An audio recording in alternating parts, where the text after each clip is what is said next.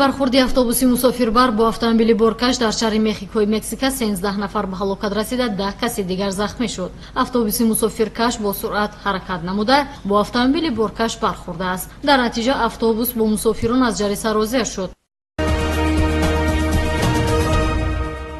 дар шаҳри Любеки Олмон шахсони номаълум вориди автобус шуда ҷониби мусофирон бо корт ҳамла намуданд. бар асари ҳодиса 14 нафар захмӣ шуда, 2 каси онҳо дар ҳолати вазнин қарор доранд. айни замон атрофи ҳодисаро кормандони ҳифзи ҳуқуқ муҳосира намуда, дар натиҷаи амалиёт ҷинояткоронро дастгир карданд.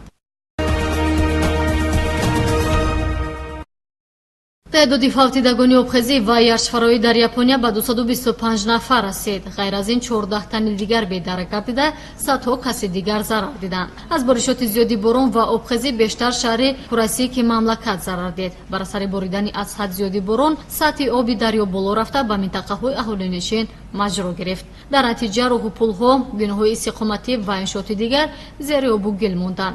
در رابطه با آفت به عمل آمده، هزارها نفر را به جای‌های بی‌خوف تحویل دادند. در دیگر گوشه کشور گرمی طاقت فرسا ساکنان را رنج می‌دهد. بر اثر آن الکی 14 نفر به هلاکت رسید. و اطلاع هواشناسان گرمی هوا در پایتخت یاپونیا شهر توکیو و منطقه‌های اطراف آن از 40 تا 50 درجه را تشکیل می‌دهد.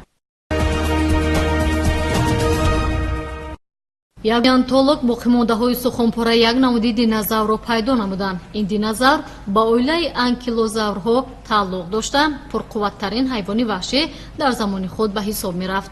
این نمودی دینازور پوستی قهوه رنگ، دم کوتاه و 10 تن وزن دارد. پaleontolog‌ها ابراز می‌دارند که این نوع دینازورها نادر می‌باشند. این زمان استخوان‌پاره‌های دینازور را به آثارخانه تحویل دادند.